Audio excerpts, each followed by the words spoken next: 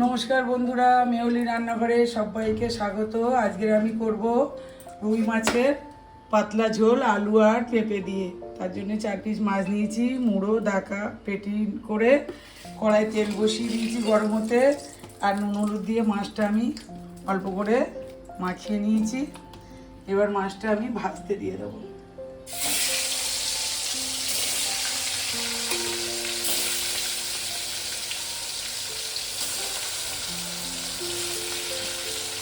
মাছটা যতক্ষণ আমার এখানে ভাজা হবে, যতক্ষণ আমার মাছটা ভাজা হচ্ছে, আমি একটা কড়াইতে এদিকে জল বসিয়ে দিয়েছি। আমি আনাজগুলো ভেজে করব না, পেঁপে আর আলু এই কেটে নিয়েছি। আমি এটাকে বলকে করব। জলটা আমার গরম হয়েছে, আমি ওতে একটু দিয়ে দেবো নুন আর হলুদ। একটু হলুদ দিয়ে দিলাম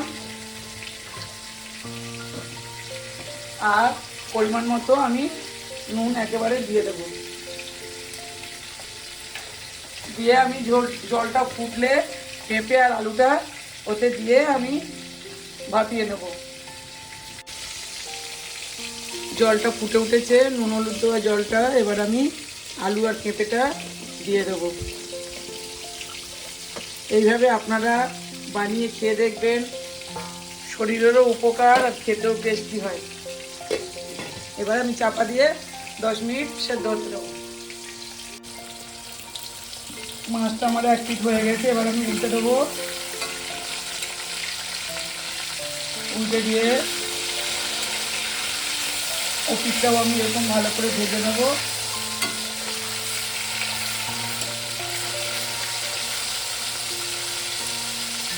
এই পিঠটা আবারও মিনিট 5 করতে দেবো। হয়ে গেলে আমি তুলে দেবো।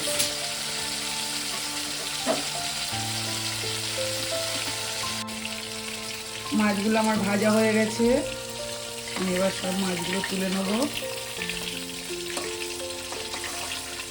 জ্যান্ত মাছ এইভাবে একবার আপনারা বলকে করে খেয়ে দেখবেন, খুবই ভালো লাগবে খেতে। বলকের তরকারি অনেক সবসময় তো আমরা সবজি কষিয়ে খাই, একবার বলকে খেয়ে দেখবেন। আমি যে পেঁপে আলুটা সেদ্ধ বসিয়েছিলাম, পেঁপে আলুটা সেদ্ধ হয়ে গেছে। এই দেখুন একদম সেদ্ধ হয়ে গেছে। আমি এবার মাছগুলো এভাবে দিয়ে দেব। মাছগুলো দিয়ে দেব, দিয়ে আমি এবার একটু ফুটলে নামিয়ে নেব।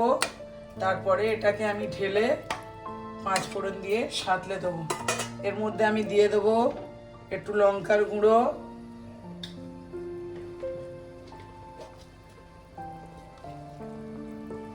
এক চামচ লঙ্কার গুঁড়ো,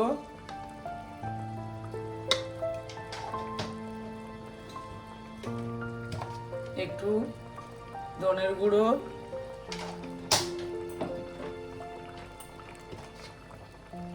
আর একটু জিরের গুঁড়ো। এইভাবে আপনারা এই তরকারিটা করবেন।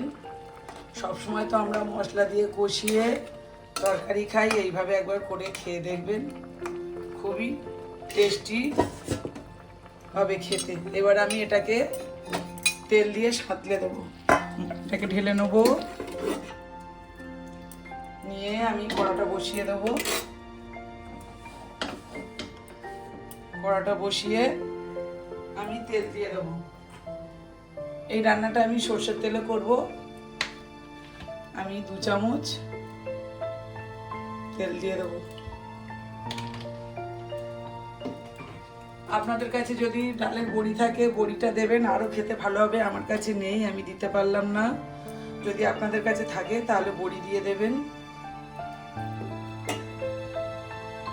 তেলটা গরম হয়ে গেছে, আমি এবার 5 ফোড়নটা দিয়ে দেবো।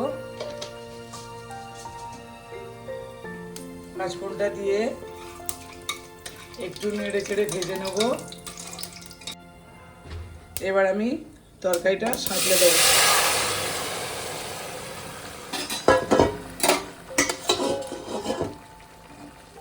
আমি এতে একটু সামান্য 2-4 দানা চিনি দিয়ে দেব। আপনারা চাইলে দিতে পারেন, না দিতে পারেন।